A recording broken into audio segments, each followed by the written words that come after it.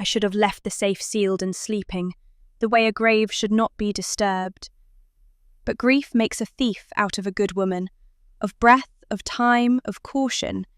And that afternoon, with funeral lilies turning brown on my kitchen counter and the echo of condolences still clinging to my walls, I pulled his steel secret out from the back of the wardrobe and set it on the dining table. The box looked smaller in daylight than it ever had in my imagination, just a squat grey thing with a rubbered handle and a dial that knew the 3 numbers he teased me with for 40 years. "Easy as our anniversary," he'd say, tapping my nose. I could still smell his cologne in the wool of his cardigan draped over the chair. I could still hear the way he cleared his throat before telling a story, how he always began with a smile and ended with a laugh that warmed the room like a stove. I put my palm on the safe as if it had a pulse. Then I turned the dial. Left, click. Right, click.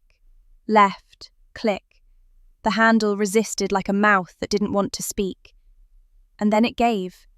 Inside, instead of the tidy papers I expected, our mortgage, our deeds, the ancient birth certificates with their thin, formal loops, there were photographs that hadn't yellowed because he hadn't let light touch them. They were crisp as if taken yesterday. The first one was of him on a pier I didn't recognise, holding the hand of a boy maybe 6 years old, both of them squinting into sunlight. The boy's hair was a dark river, his smile a small, brave thing, and my husband, my Daniel, had the look he wore only on Christmas mornings when our children were small, a soft astonishment at the miracle of presence. The second photograph made my breath hitch. A woman stood beside them, a woman I did not know. She wasn't young in the cruel way magazines call young. She was the age of a life lived, her mouth set like a seam she'd sewn herself, eyes steady, one palm on the boy's shoulder, and the other slipped into the crook of Daniel's arm like a word tucked inside a prayer. Under the photographs lay a narrow ledger bound in brown, the spine soft as the inside of an old elbow. I opened it. Dates, neat as stitches.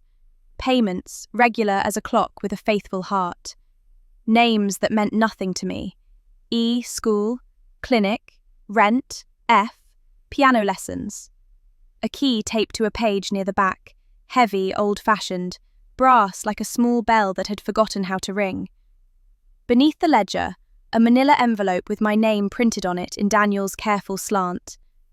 For Etta, when I can't explain myself. I didn't open it. Not yet.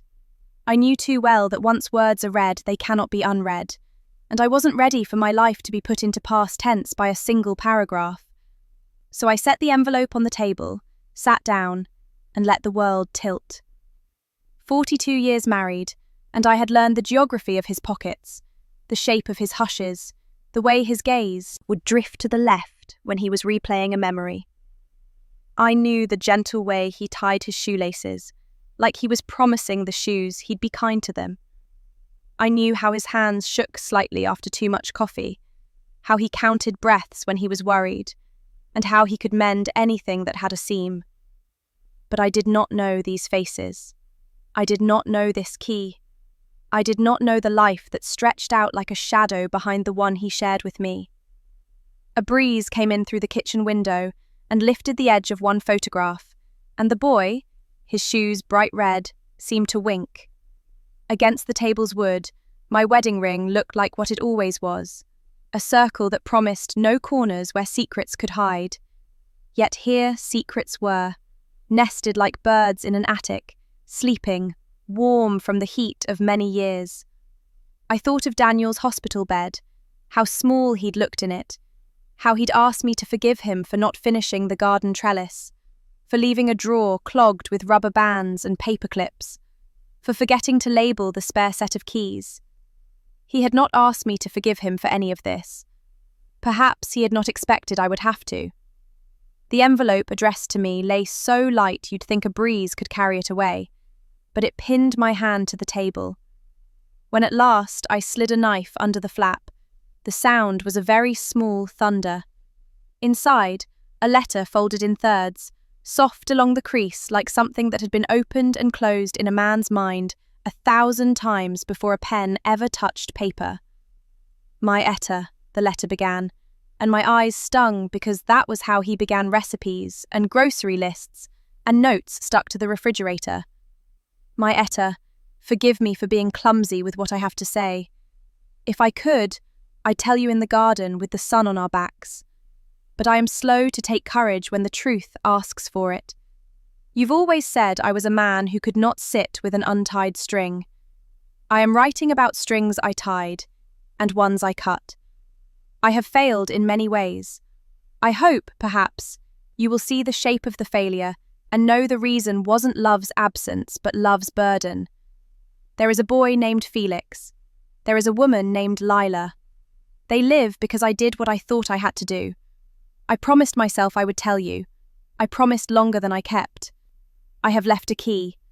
I have left the ledger that will explain the bones of it, but not the heart. If you can forgive me, forgive me.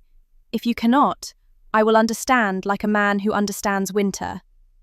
By the time I reached his name at the end, no flourish, just Daniel, the way he signed checks, I was shaking. The ledger's pages were stubborn. They didn't want to be read all at once. But numbers have their own story. Rent, Lila. Clinic, Felix. Piano lessons, F. The first date was 20 years ago. I counted the months. 20 years. Our son Eli would have just left for college. Our daughter Mara would have been finishing high school and practicing her prom hair in the upstairs bathroom.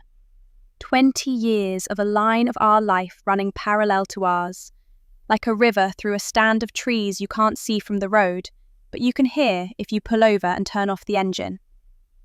I spread the photographs like a hand of cards and stitched my gaze from one to the next. The boy grew between frames. In one, he balanced on a low stone wall. In another, he squinted over a birthday cake with 8 candles, then 10, then 16. In 2 of them, Daniel's hand hovered just behind the boy's back, not quite touching. A promise, a guardrail, a witness.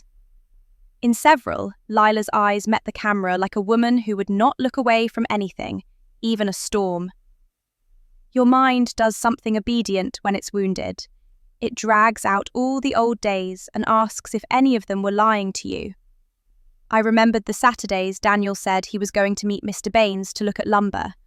The Tuesdays he said the shop needed him late because a delivery truck had lost a wheel. I remembered the night a decade ago when he arrived home with the smell of rain on his shirt and a calm exhaustion, and when I asked him if he was tired, he kissed my forehead and said, "Only the good kind." I remembered the Christmas he whispered, "Maybe we should give to someone quiet this year," and he handed me an envelope of cash for the church's anonymous fund. I remembered the day my car came home with a scratch I couldn't account for, and how he touched it with a finger and said, "Nothing that can't be polished." And I felt, suddenly, like I had leaned a little too far over a dark well and caught my balance just in time. I put the ledger and the letter back in the safe and slid the photographs into an empty cookie tin, the red round one with the blue ribbon on the lid from a holiday 2 decades ago. I didn't know what to do with the key. It had a weight that insisted on a pocket. I took it with me into the living room, where the afternoon had turned to ash and the house had taken on the hush of a church after a funeral. Flowers everywhere, no more singing. I sat down on the edge of the couch and let the key warm in my palm. There are choices you make because your feet are already on the path. There are choices you make because a door opens and dares you to step through it. I suppose I am an old woman who still believes in doors. I tucked the key into the 5th coin pocket of my purse, the one Daniel never could understand the use of, and went to the hall to find my coat. The mirror over the console table returned an image I didn't quite recognize. Hair gathered back in a careful grey bun, cheeks thinner since the hospital, eyes that had learned something terrible and refused to say it yet. I touched the glass the way you touch a photograph. "All right," I said to myself. "All right, Etta." I took a breath that felt like lifting a heavy box, and I drove toward the address on a scrap of paper, torn from the ledger's blank back page, an address written in Daniel's square letters as if he'd needed them to stand up straight. The street was narrower than ours, the houses closer together like friends who have learned to share weather. Children's chalk drawings on the sidewalk, planets, cats with triangle ears, a hopscotch grid with numbers wobbly as a new handwriting.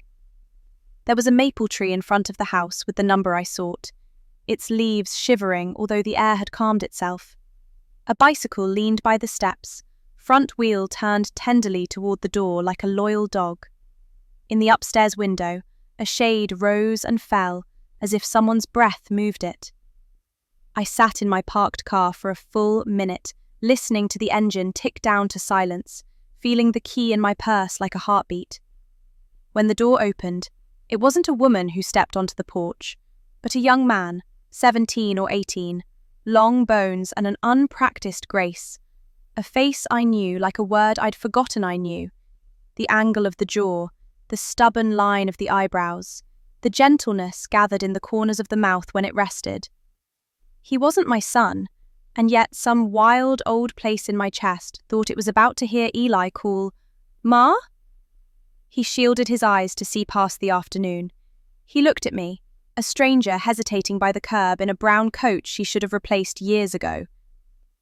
"Can I help you?" he asked, and I heard Daniel's cadence in his voice, the way he put the question like a hand on a shoulder, not a barrier. I fumbled for something ordinary. "I'm looking for Lila," I said, and my voice sounded like a floorboard that had begun to creak under a secret no one had confessed. He nodded, stepped back into the shadow of the door and called, "Ma!" And then she stood there, the woman from the photographs, wearing a navy sweater with the cuffs pushed up, as if she'd been washing dishes or taming a mess. Her hair was pulled back into a knot, wisps escaping like thoughts that couldn't be kept. When her eyes found me, they didn't blink. "Yes," she said, not defensive, not friendly, just the steady question of someone who has learned to measure who stands on her porch and why. I should have invented a pretense, a church drive, a misdelivered letter, a survey about the neighborhood. But grief is a blunt instrument. "My name is Etta," I said. I didn't have a word for what I was in that moment. Widow, stranger, wife. I was married to Daniel. If you've ever seen a wave withdraw and the wet sand tremble with relief and loss, you've seen what her face did then. The young man's eyes darted between us the way a bird checks both edges of a sky before it flies. Lila's hand came to the door jamb as if wood could be a witness. "I know," she said softly. "I read the notice." A pause, as careful as the pause before a delicate stitch. "I am sorry." Something in me wanted to say thank you and go home and pretend I had been a foolish woman who'd lost her way and stumbled onto someone else's doorstep.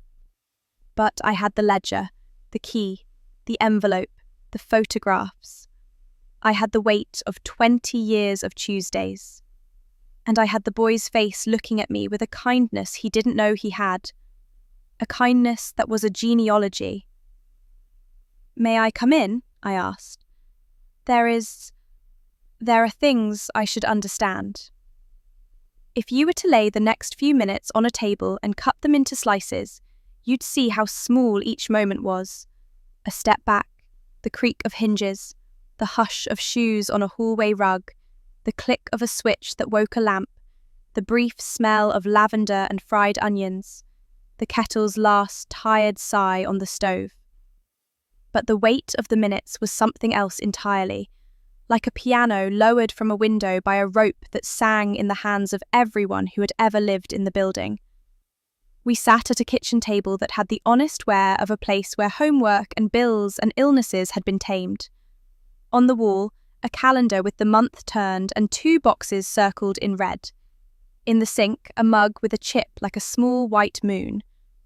The boy poured water for me without my asking, then stood uncertainly until Lila touched the back of his hand and said, "Felix." And then his name was a percussion in my chest.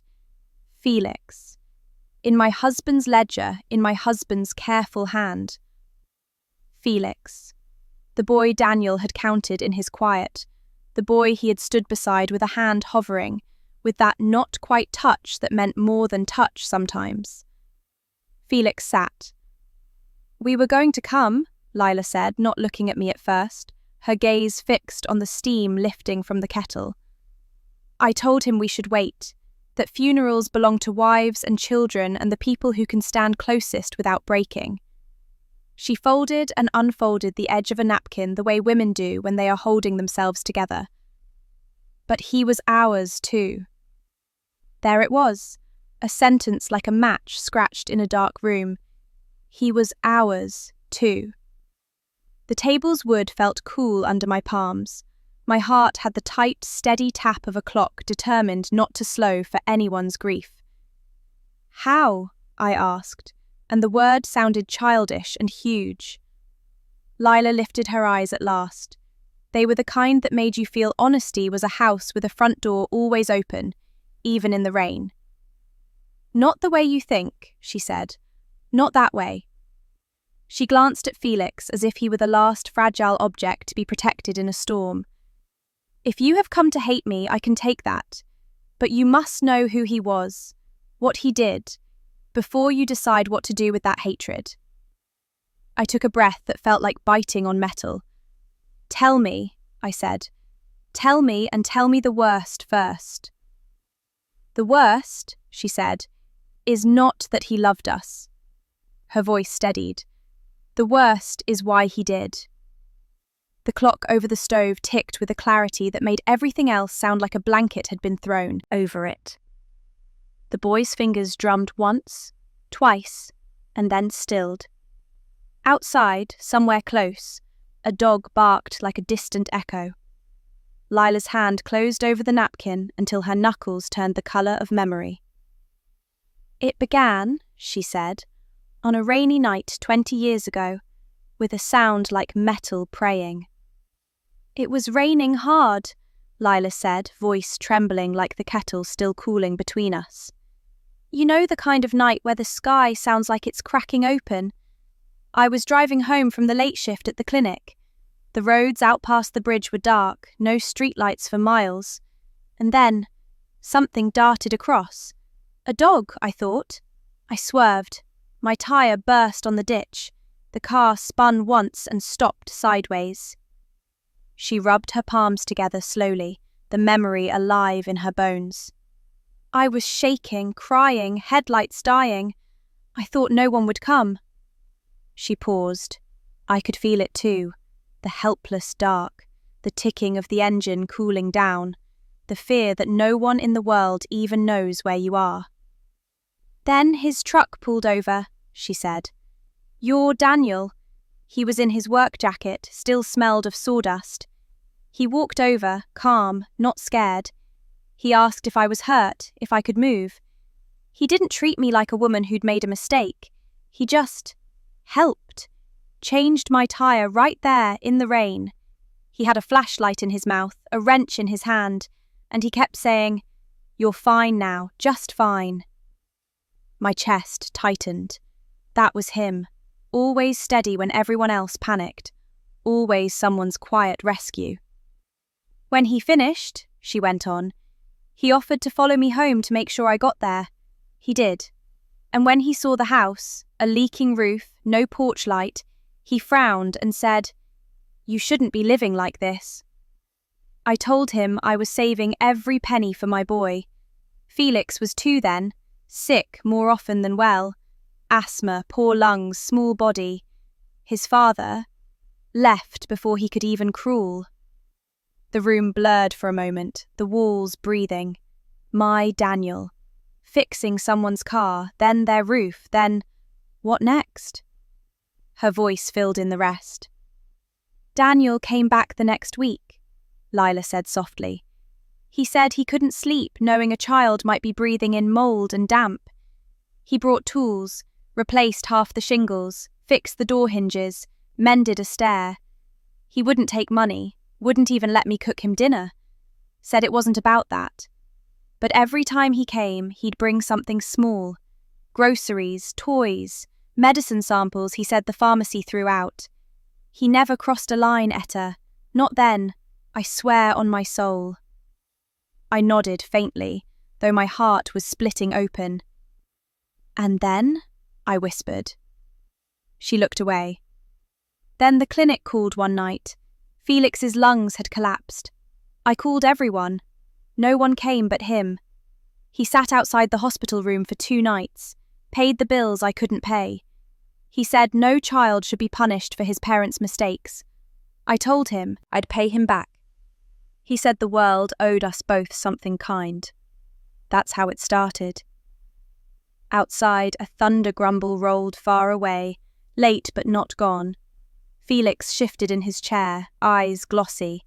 He was listening, just like I was, as if the story was about both our lives being sewn together by hands we loved. Lila's next words cracked softly. He kept coming. Every birthday, every doctor's visit. I told him to stop. He wouldn't. He said he'd made a promise to that little boy's lungs, to keep them full of air.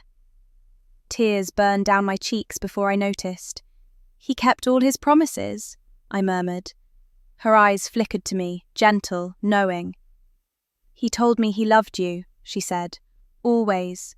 Every time I asked him why he was risking his peace, he said, because she made me into a man who can't turn his back on what's right. You taught him that, Etta. I covered my mouth, shaking. I had come here expecting betrayal, but what I found was something far more confusing. Kindness grown in secret, guilt wrapped around goodness until neither could be separated. I didn't know about us, she said, lowering her eyes. Not in the beginning. I thought he was a widower. He never wore his ring when he worked, and he never spoke of home. I asked once. He said, she deserves her quiet. My sins are mine. When I found out, years later, it was too late. Felix thought of him as family. Her fingers trembled on the napkin. He gave us enough to live. School, medicine. Never touched me, not once. But love takes many shapes, doesn't it? He said if the truth ever came out, he'd want you to see the good, not the betrayal. I could hardly speak. My voice came out as a whisper. You were the family he built when he couldn't fix the world. She nodded, tears escaping. He tried to carry too much. Then Felix spoke for the first time since I'd entered. He came last winter, he said quietly. Taught me how to change brake pads. He looked tired, said he might not visit for a while. I didn't know he was sick. I swallowed hard. He was. He hid it from us too, said he didn't want to be a burden. Silence filled the room, thick, forgiving, terrible. I saw Daniel in both of them, in the quiet way they sat, the patience, the unspoken gratitude. Can I see where he used to sit? I asked. Lila nodded and led me to the small back porch. A worn armchair stood by the window, a plaid blanket thrown across it, folded neatly. On the table beside it, a pair of reading glasses and a half-finished crossword puzzle. He used to wait there while Felix practiced piano, she said softly. Said the music made him feel like his lungs were younger. The chair smelled faintly of cedar. I touched it and whispered, You fool, you kind, impossible man. When I turned back, both of them were watching me, unsure if I'd scream or collapse, but I only smiled through tears. You were part of his heart, I said, and now you're part of mine. The air trembled around us, as if even the house understood the strange mercy of truth. I walked toward the door, ready to leave, but something made me stop. The key in my purse. I pulled it out, heavy and warm. He left this for you, I said. I think it's yours. Lila shook her head. No, she said. He said it was meant for you. He said one day you'd need to see everything, not half. The rest is at the workshop. Her words struck like lightning through fog. The workshop. The small storage building Daniel kept locked all these years, the one he never let anyone inside. I'd assumed it was just tools and scraps. Do you know what's inside? I asked, my voice shaking. She hesitated.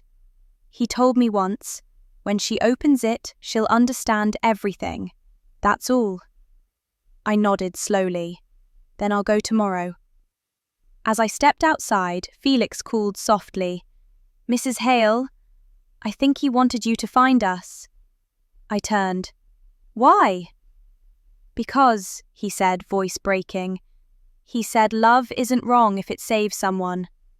And with that, I left their doorstep, the sky dark and still whispering. Morning came with the sort of grey that makes everything look honest, no flattering angles, no forgiving light. I woke before the clock, my body used to the rhythm of making coffee for a man who wasn't here to drink it. The house had that early hush it used to keep when our children were small, the air holding its breath so as not to wake anyone.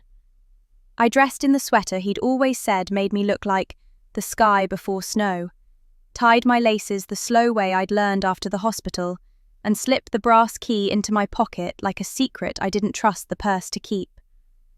The workshop sat behind the house like a separate thought, joined by a narrow path of flagstones we'd laid together a lifetime ago. Daniel had always kept the place neat as a hymn, swept floor, tools bright on pegs, oil rags folded in thirds. He said a messy bench made crooked chairs. He said wood only told you what it wanted if you listened without interruptions. On the door, the padlock hung patient and heavy. I rolled the key between my fingers, felt the way its teeth matched a promise, and slid it into the mouth of the lock. It turned with a soft, surprised click, as if even the metal had thought this day would never come. The smell hit me first, the companionship of cedar and glue, the knowledge of old varnish, a whisper of machine oil. I stood on the threshold a moment, letting my eyes collect the room the way one collects a scattered memory. Sunlight, pale and dutiful, fell through the high window and laid a neat square on the workbench where he liked to measure twice and cut once. His apron hung from a hook with the ghost of his shoulders in it. A pencil rested in the groove along the bench's edge, sharpened to a point that meant he'd been about to mark something when life tapped his shoulder and said, "Come with me now." At first glance, nothing looked like a secret. Clamps, planes, chisels, a drawer labelled dowels, another brass screws, the tidy procession of sandpaper from rough to fine. But there were things I didn't recognise. A cardboard carton with Felix's name printed on the side, in Daniel's square hand. A second with Mara and Eli, and a third with Etta, written as if he'd been careful to write me last only because he wrote me always in his mind first. The sight of my name in that shop, surrounded by the language of his hands, made my throat feel like it had a splinter in it. I lifted the lid on the box marked for our children. Inside lay strata of a father's quiet, copies of deposit slips to accounts I hadn't known he'd started when they were born, each labelled "Rainy Day" in a joking cursive he'd never used on anything else. Their kindergarten drawings he'd smuggled from the refrigerator when I thinned the herd, laminated in the heat press he'd claimed was for veneer. A photograph of Eli asleep on the sofa freshman year, open book on his chest, the porch light a halo around his foot. A letter addressed to each of them in envelopes sealed but unlicked, tucked with a paperclip. I didn't open those. Some doors are not mine to walk through first. The carton with my name held an old tin of buttons from my mother, the recipe card for his grandmother's biscuits that he'd pretended he didn't care about, a set of keys labelled "Just in Case" on an index card with a smiley face, and a letter that was heavy only because of its handwriting. To my Etta, the things I didn't say loud enough. I set it aside. It felt like lightning under paper. But the box with Felix's name was the one that pulled like a tide. I lifted the flaps and saw a wool beanie with a college logo, tag still on. A stack of spiral notebooks, the first page of each carefully lined with a fountain pen, a habit of Daniel's, to make beginnings look brave. A sealed envelope stamped with the name of a bank I knew on the far side of town. Beneath them, a wooden case I recognised only in the way you recognise a person's thoughts by their gait. The kind of case Daniel made when what went inside needed both protecting and presenting. It had dovetail corners and a quiet, proud oil finish. There was no lock. I opened it. Inside lay a metronome and a small, well-used harmonica, the wood worn to a soft shine where a thumb had rested. A note in his hand. For Felix, when the room feels too full, let the measure carry you. I put my fingertips to the harmonica and felt the music he hadn't told me he played when I was out late at choir, and he was home pretending television kept him company. It would have been easy to stop there, take the tenderness and go home, stitch this new understanding onto the old and call it a quilt. But the key in my pocket hadn't argued. Its way into my palm for nothing. If there were answers, they weren't going to sit in the middle of the table wearing name tags. I let my eyes wander the room the way Daniel had taught me to find a knot in a board. Look slantwise and wait for the light to tell you where the grain changes. The light told me about the cabinet. It was built into the back wall, flush, the edges finished clean. In a shop that loved labels, it was the only thing without one.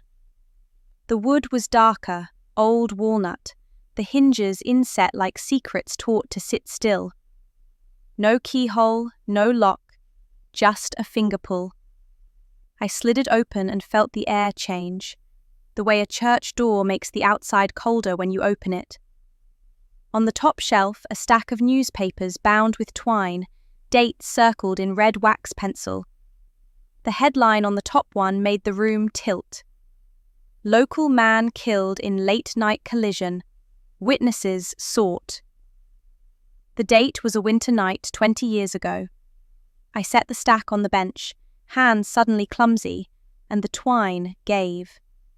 The paper smelled like basements and rain. I scanned paragraphs. A truck. A dark stretch of road past the bridge. A man walking along the shoulder. A driver who didn't stop. The victim leaves behind a partner and a 2-year-old son, the article said. A name. A photograph. The grainy kind they pull from yearbooks or hasty family albums. I didn't know the man's face, but I knew whose story it held. Lila. Felix. Under the newspapers lay a cigar tin. Inside, a broken reflector, red plastic spent to a milky white, edges chewed where a bumper had kissed it. A scrap of blue paint. A button that wasn't ours. And at the very bottom, a cassette tape in a cracked case labelled in black marker, "If she comes here." I held it, and the workshop seemed to lean closer, every tool an ear. There was a tape player on a shelf below, the old kind Daniel used when he didn't trust the radio to keep him company. I slid the cassette in. It swallowed with a click. I pressed play. Static, then the sound of him breathing. For a moment I thought it was a prank of grief, my mind inventing what it wanted. But then his voice, unsteady and unadorned, filled the room. "Etta," he said, and the name made every nail in the place remember it had been hammered in by a man with that voice. A pause long enough for me to see him rubbing his eyebrow the way he did when words misbehaved. "If you're listening, it means I never got brave enough to tell you the way a husband should. I wanted to say it with our boots on the garden path. I wanted to say it with coffee between us and the morning forgiving. I'm sorry for the cowardice of a recorded apology. But there are things a mouth speaks better when the room is empty." He drew a breath that sounded older than the tape could be. 20 years ago, on that dark road, I hit a man. The words came like a hammer set down carefully on a table. I didn't see him. He came from the shoulder, running. I swerved. I braked. It was raining so hard the wipers were like paper. I got out. He was breathing. He said a name, Lila, and tried to sit up, and I put my jacket under his head. I called 911. I thought that was what a good man did. When the ambulance came, the police came with it. They asked if I'd been drinking. I hadn't. They asked if I knew him. I didn't. They asked if I wanted a lawyer. I said I wanted a pastor. The tape crackled as if it too remembered the rain. He died on the way, Daniel said softly. Not because of me alone. The coroner later said his heart was a bad clock and the blow was too much for it. But it was my bumper he hit when the world knocked him down. After, I drove to the clinic listed on a card in his wallet and told the woman at the desk that a man named for her had said her name. She looked at me like the sky had split. She didn't yell. She didn't curse. She asked if I had children. I said yes. She said, "Then you know what I'm carrying." And I did. There was a long silence I didn't realize I'd filled with my own breath until it broke. I paid the bills, he continued. I fixed her roof. I stood on the porch when the grief came and tried to keep it from breaking the windows. I do not love her the way a man loves a wife. I love the way a man owes a debt he can never pay and pays anyway, piece by piece, with hands and hours and whatever money doesn't belong to his own children's mouths. I have failed you by hiding it. I told myself I was sparing you a grief that would know my face. In truth, I was sparing myself your eyes. Static swelled and fell like a tide. I realized my hand was over my own mouth, as if my body wanted to keep any sound from escaping that would make this moment a thing the walls would remember. "There's more," his voice said, smaller now. The man wasn't just drunk or angry or unlucky. He was chasing her. He had a temper that used his hands to speak. She had a restraining order the town had filed and ignored, the way towns do when the devil is charming and pays his tabs. He'd been waiting. She saw him in the road and swerved. He charged the window. I think he meant to drag her out. He hit my truck when I hit the brakes. I don't know which sin belongs to which man. I only know that a boy went to sleep that night with a father who would not wake. The player thunked and whirred. The tape was old and tired. I told myself I'd go to the police when my courage grew, he said, quieter still. But days made stairs and I climbed them and never stepped off. I have left the articles so you will not think I made the worst of it larger in my guilt. I have left the broken reflector so you will not think I made the least of it smaller in my shame. If you can forgive me, forgive. If you can't, tell me in the night and I will take the scolding like a man. Another breath. In the background I could hear the workshop, the small, friendly buzz of a fluorescent light, the tin hum of the metronome he sometimes set to keep his hands honest.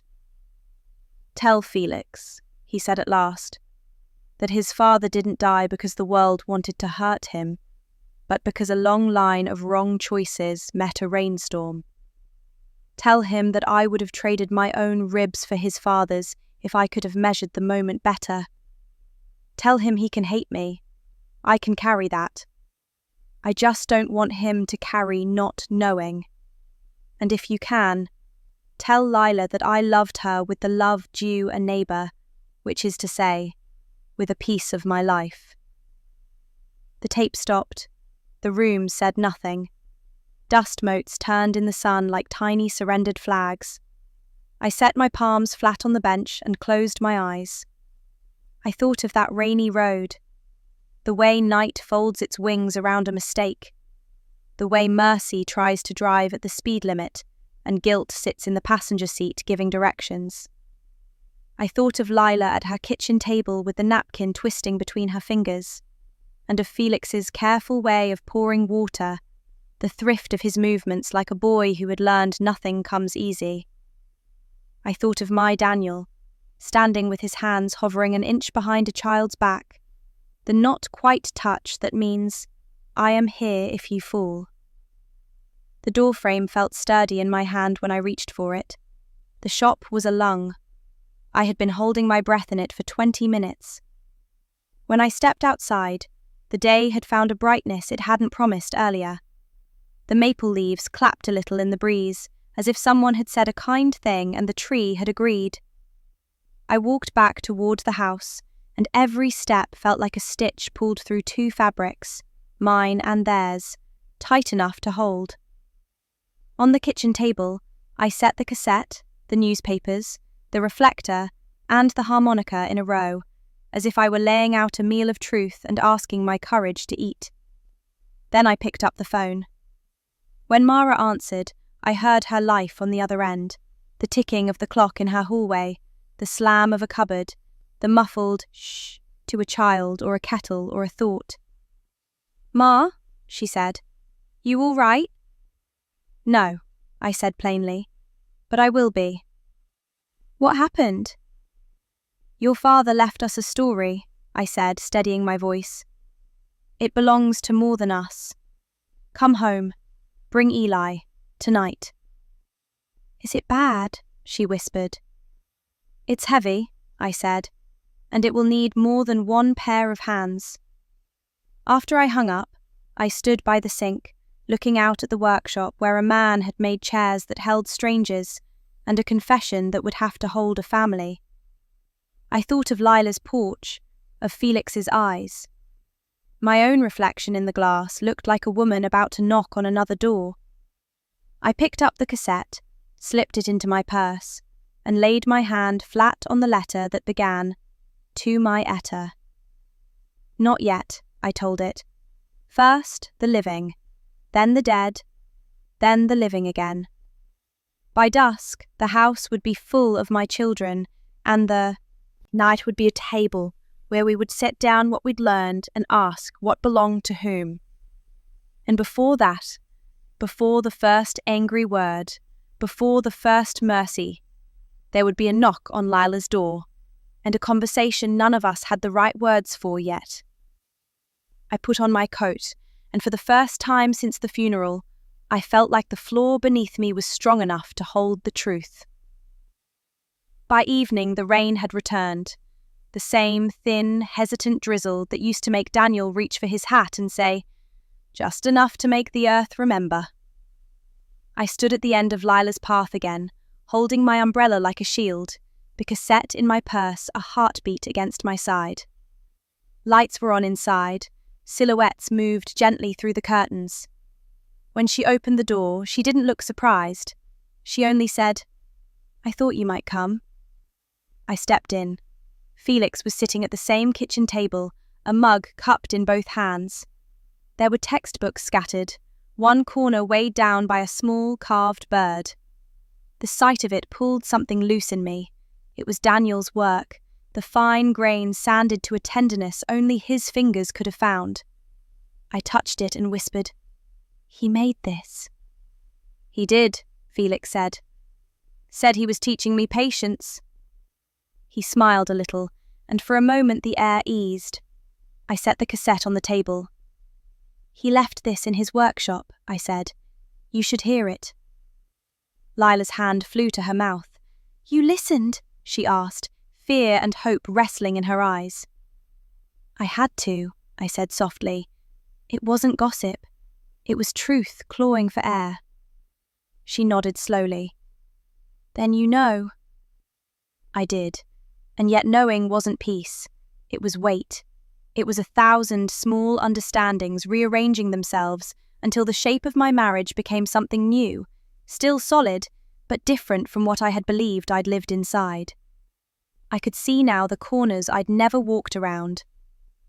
"He said he killed my father," Felix whispered suddenly, his voice breaking like glass. "Is that true?" I looked at him. I could see Daniel in the slope of his cheek, the earnest tilt of his shoulders. He wasn't asking for pity, he was asking for a place to set his grief. "It was an accident," I said. "He tried to save him. He carried that night like a stone in his pocket for the rest of his life. You can hate the sin, child, but not the man who drowned himself in trying to undo it." Felix's eyes shimmered. "All this time, he fixed my bike, helped me study, came to my games. I didn't know he was doing it because he wanted to make something right," I finished for him. He couldn't bring your father back, so he made sure you'd never feel abandoned again. Lila wiped her cheeks, trembling. He said the same thing the last time he came, that he'd leave us enough to stand tall. I thought he meant money. But maybe he meant this. This. Understanding. I nodded. He didn't want walls between us anymore. We sat there, the three of us, with the tape player between us like a tiny shrine. I pressed play. Daniel's voice filled the room again, small and human. Every pause, every breath, I could see his lips move in my mind. Felix reached for his mother's hand. When the tape ended, there was silence so deep it felt like the air had forgotten how to move. Lila broke first. What do we do now? It was a fair question, one I'd been circling since dawn. The truth was too big for forgiveness, too tender for fury. I could burn the memory of him down to ashes, or I could build something from it. Not love, not exactly, but something love had left behind. I looked at Felix. What are you studying? I asked. Engineering, he said quietly. Scholarship starts next fall. My chest swelled with a strange, bittersweet pride. He'd be proud, I said. He always said you had steady hands. He did? The boy's voice cracked.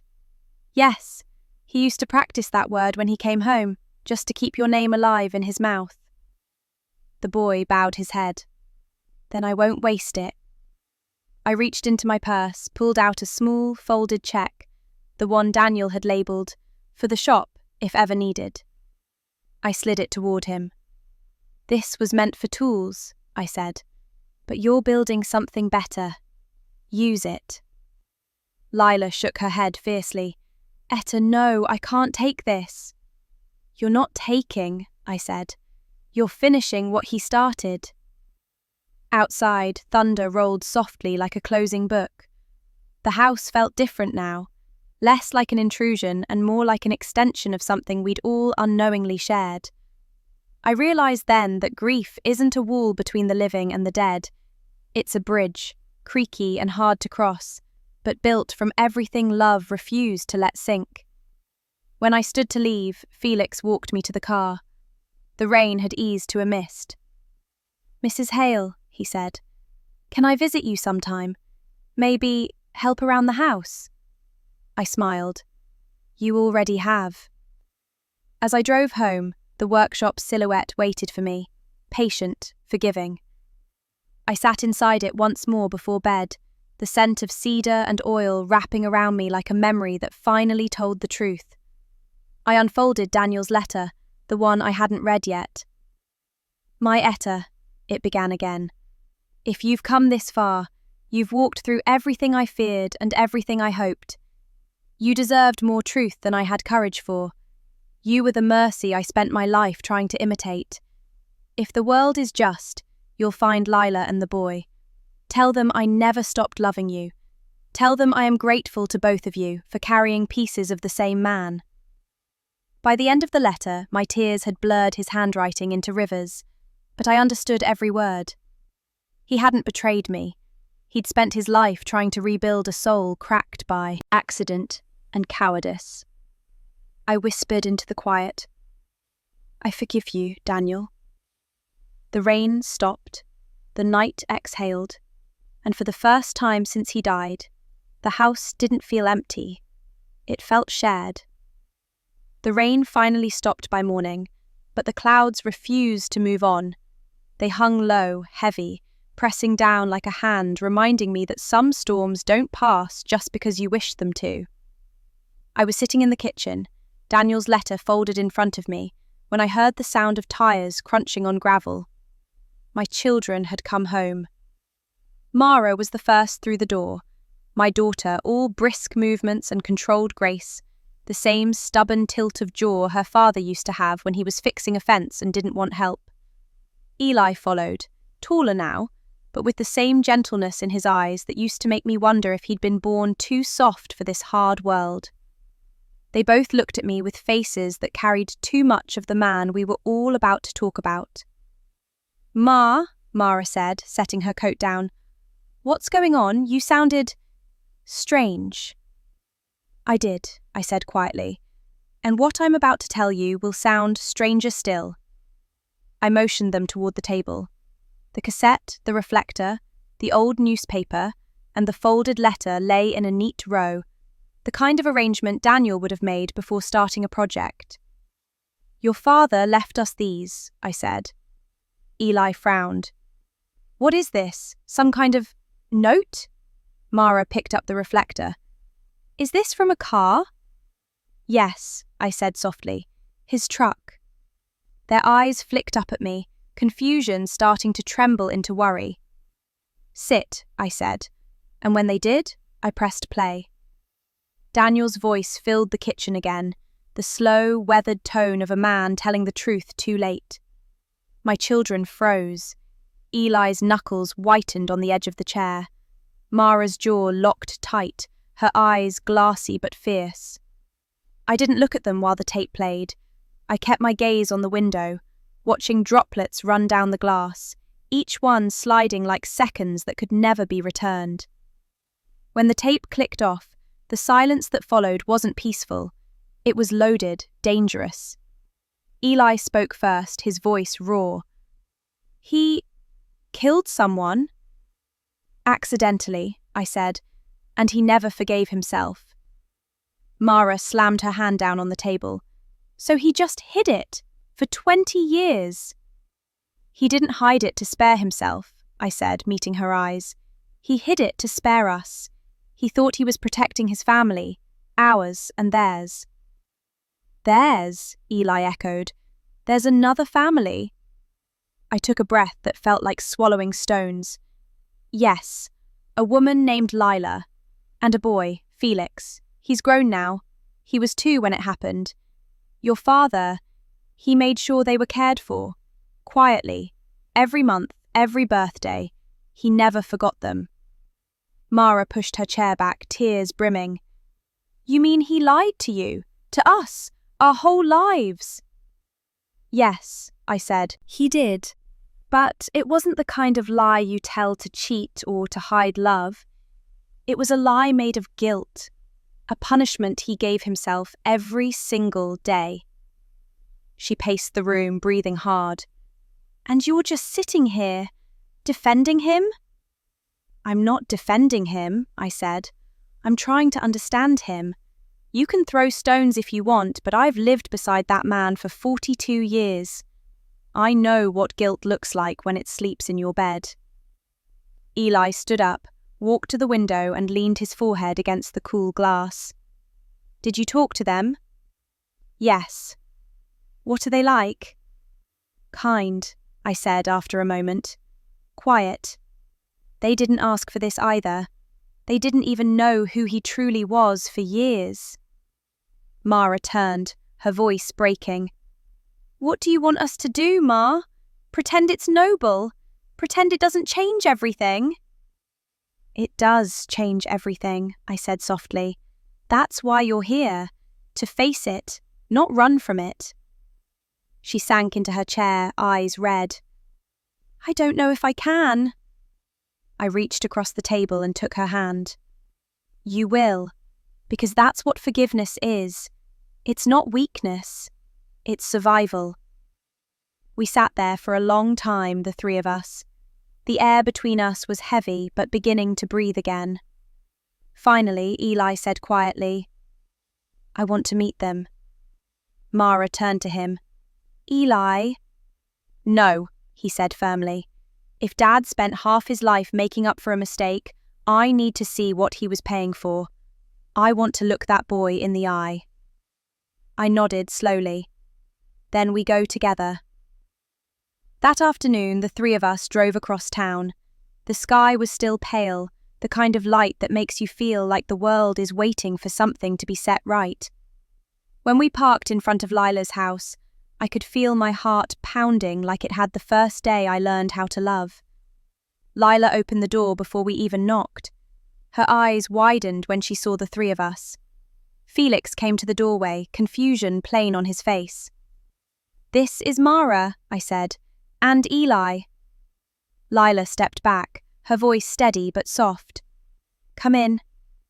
The silence was thick at first, the kind that hums beneath words too heavy to lift. The four of us sat at the same table where I'd listened to the tape, and for a moment it felt like the air carried Daniel's scent again. Sawdust, soap, and something warm you can't name. Eli was the first to speak. "You must be Felix." Felix nodded. "Yeah, you're his son?" "We both are," Mara said. Her tone was sharp, but not cruel. "I guess that makes you something like our—" She stopped, unable to find a word that didn't hurt. "Brother?" Felix offered hesitantly. The word hung there, awkward, fragile, but somehow right.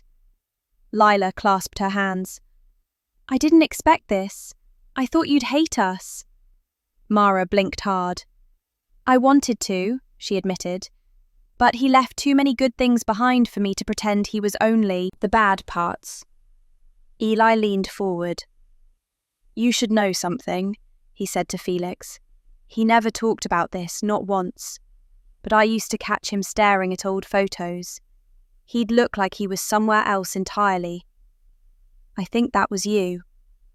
Felix swallowed. "He used to talk about you, said you were good with your hands, like him." The words struck something deep in Eli, a sudden recognition that felt like both wound and balm. "He wasn't wrong," he said, smiling faintly. "I am." And somehow, that broke the tension. The smallest thing, a smile, a shared piece of him, was enough. We stayed for hours. Lila cooked stew, Mara helped slice bread. Felix and Eli found themselves laughing over the same bad jokes Daniel used to tell. For the first time in days, the heaviness lifted. When night came, I stood in Lila's yard and looked at the sky. The clouds had thinned, revealing patches of quiet blue-black and a shy crescent moon. Mara joined me. "I don't know how to feel," she said softly. "Part of me wants to forgive him. Part of me never will." "That's all right," I said. "Forgiveness isn't an event. It's a lifetime. Some days you'll find it. Some days you'll lose it again." She nodded, leaning her head on my shoulder. "He was good at hiding things, wasn't he?" "Yes," I said. "But this time, what he left behind wasn't a lie. It was love that got too big for one house." When we left, Felix hugged me. It was hesitant at first, then strong, trembling. "Thank you," he whispered, "for not hating me." I smiled through tears. "You look like him when you cry." He laughed quietly. "Then I'll try not to make a habit of it." As we drove home, the radio played an old tune Daniel loved, soft piano, steady rhythm. I closed my eyes, imagining him somewhere beyond that thin line between guilt and grace, watching us not as two families anymore, but as one patchwork piece of his heart finally stitched together. For the first time, I didn't feel betrayed. I felt whole. The next morning, sunlight pushed its way through the curtains like it was tired of waiting for permission. I hadn't slept much. None of us had. The night had been heavy with remembering, his laughter, his calloused hands, the way he used to hum while fixing things. When I looked at my children over breakfast, I saw the same quiet exhaustion that comes from realizing the person you loved most was both savior and sinner.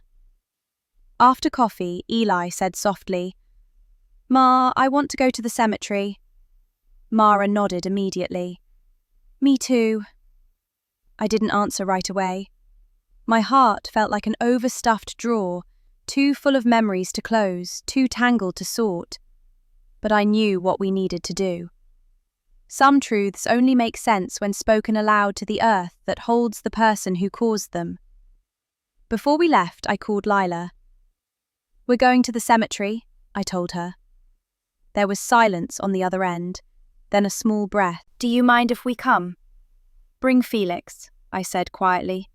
He deserves to say his piece too. The sky was clear when we arrived. The grass still carried the shine of morning dew, and the air smelled of pine and stone. Daniel's grave sat beneath a maple tree, its bare branches reaching upward like a prayer frozen mid-gesture. The headstone was simple. Daniel Hale, 1947 to 2025. Beloved husband, father, friend. The word husband caught in my chest. It felt both true and false now. I knelt by the grave, tracing my fingers over his name. You always said you'd build me a bench here, I whispered.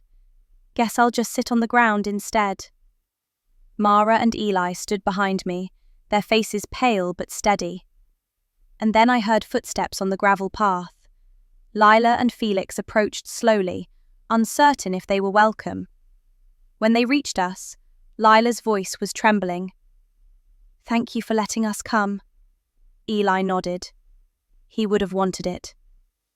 We stood together in a strange kind of silence, the widow, the other woman, the 3 children bound by a man whose life had been one long, unfinished confession. It was Felix who noticed the envelope first. Tucked neatly behind the headstone, sealed in clear plastic to protect it from rain, was a letter. Daniel's handwriting, unmistakable. For my family, it said. My hands shook as I pulled it free. There was no address, no names, just that single word. Family. It felt deliberate, like he'd known we'd all find it together. I unfolded the paper, and his voice filled my head again as I began to read. My Etta, my Mara, my Eli, my Lila, my Felix. If you're standing here together, it means I finally did something right, though far too late. I built a life with silence between every brick, not because I didn't love you all, but because I didn't know how to be forgiven by any of you without breaking the others. I thought if I carried my guilt quietly, I could spare you the noise. But guilt doesn't stay quiet. It leaks into the corners of every smile, every night you don't sleep, every secret you tell yourself is kindness. Etta, you gave me the kind of love that never asked for proof. You deserved a man who could stand in his truth without trembling. I'm sorry I never was that man in full. But I tried to build my apology with my hands, with every repair, every meal, every moment of gentleness. I hope it counts for something. Mara, my girl with fire in her bones, don't waste your anger on me. Use it to fight the world's unfairness, not the memory of a man who already fought himself enough for both of us. Eli, my quiet one, don't let this story make you afraid to love deeply. The world doesn't need more men who hide what hurts. Lila, you saved me from drowning in the first few years after that night. You gave me something to build that wasn't a grave. You taught me that redemption is a daily act, not a single prayer. And Felix, you were the boy who turned my punishment into purpose. I didn't father you by blood, but I tried to father you by choice.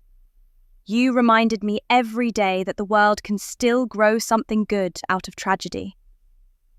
There's one more thing you all need to know. The night before I died, I sent a letter to the police station.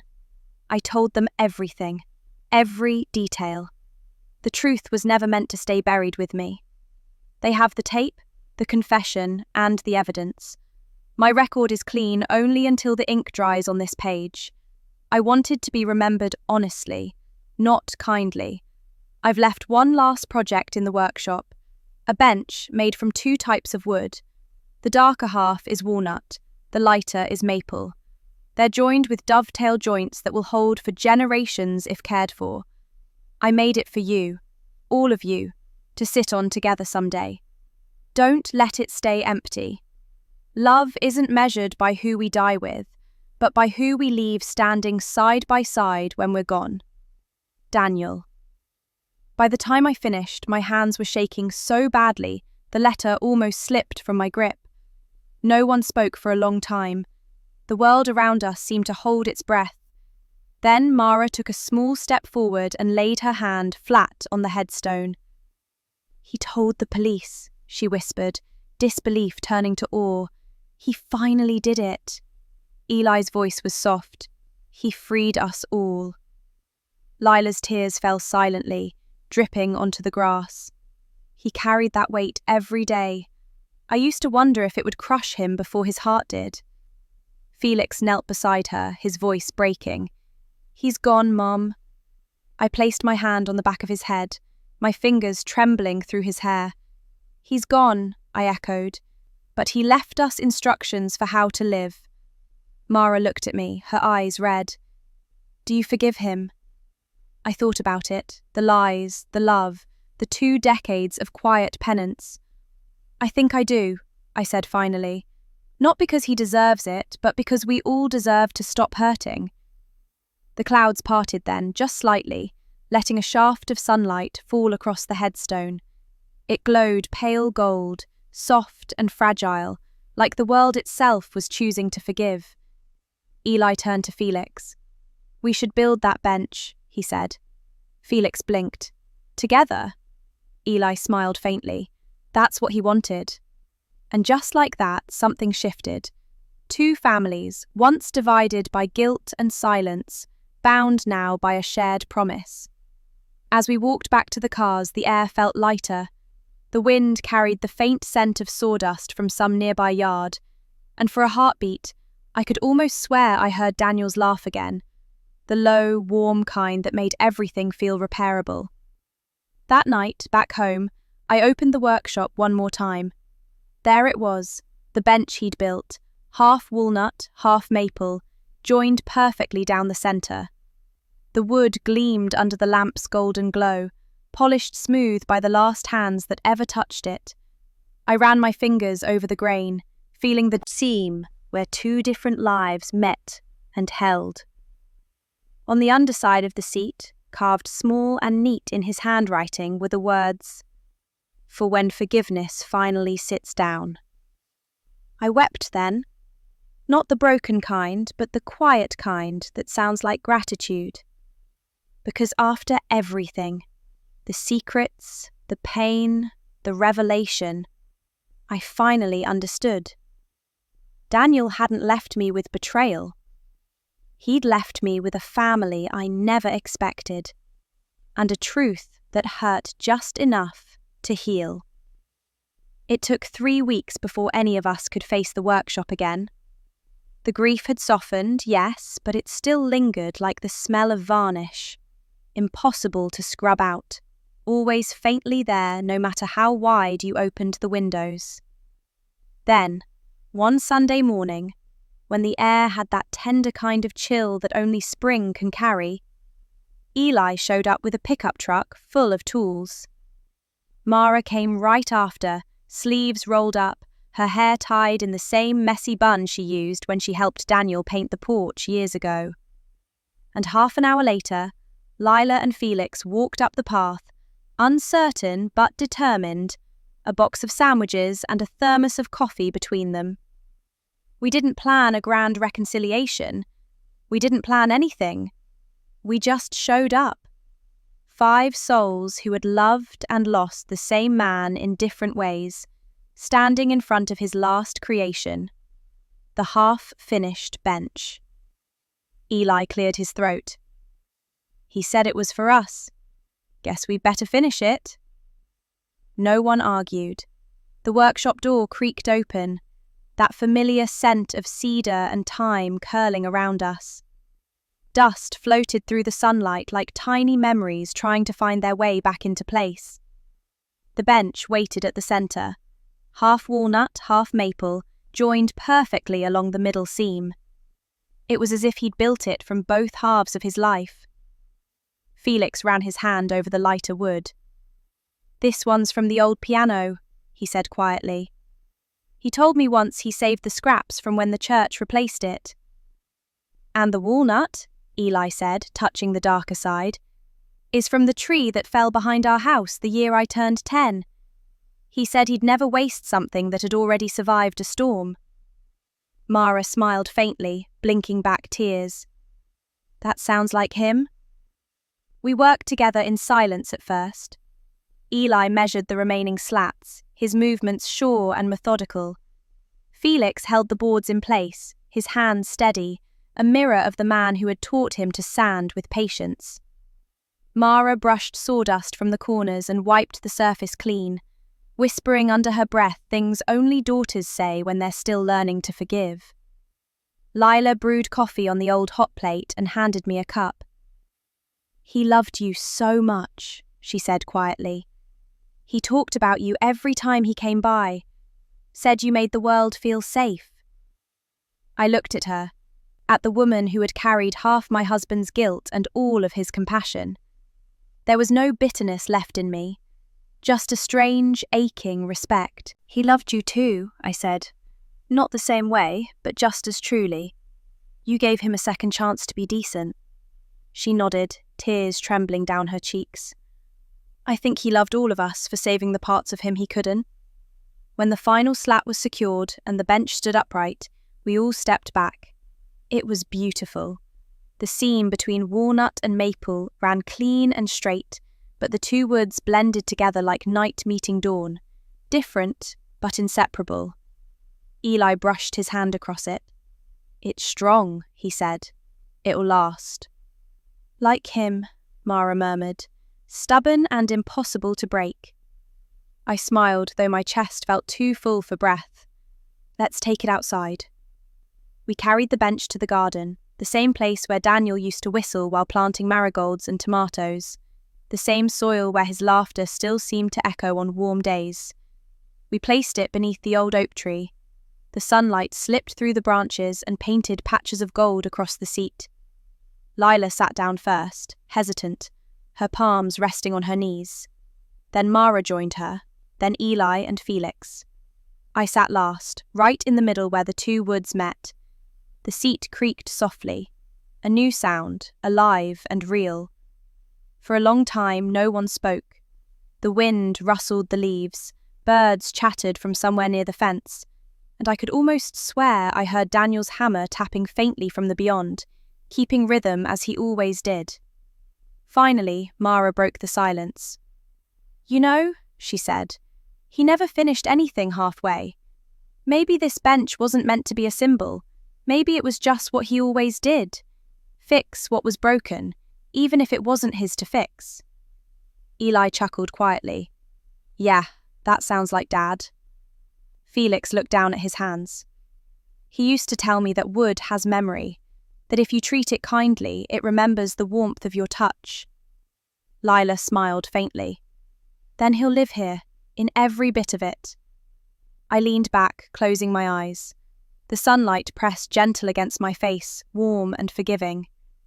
"He already does," I whispered. We sat there until the shadows grew long and the first cool breath of evening rolled across the yard. No one wanted to leave. The world felt still, perfectly balanced, like grief and peace had finally shaken hands. Before we left, I reached under the bench, my fingertips brushing against the carved words once more. For when forgiveness finally sits down. And I realized it had. Forgiveness had sat down, right there, between us all, between the life I'd shared with him and the one I never knew he'd built quietly beside it, between the guilt he carried and the peace he left behind. That night, after everyone went home, I returned alone. The moon was high, painting everything in silver. The bench gleamed softly under its light. I sat on it again, running my fingers along the grain, and whispered into the night. "You did it, Daniel. You brought us together." Somewhere a nightingale sang. The air was cool and kind. For the first time in months, I wasn't angry. I wasn't heartbroken. I wasn't even lonely. I was simply home. And as the wind moved through the trees, I could almost hear his voice, that warm, familiar hum, saying softly, "Easy as our anniversary, Etta. Just turn the dial." I smiled, tears slipping silently down my cheeks, and whispered back, "The safe's open now, love." And so